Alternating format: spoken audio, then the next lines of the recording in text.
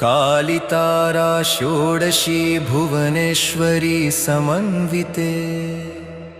छिन्नाभैरवि धूमावती बगला मातृका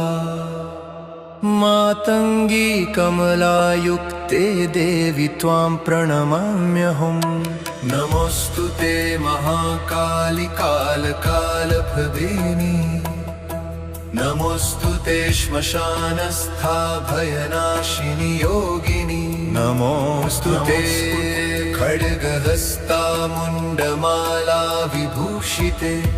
नमोस्तुते महामाये ब्रह्मांड विदारिणि नमोस्तुते महातारि भवसागर तारिणि नमोस्तुते नीलसरस्वती महामोक्षकारिणि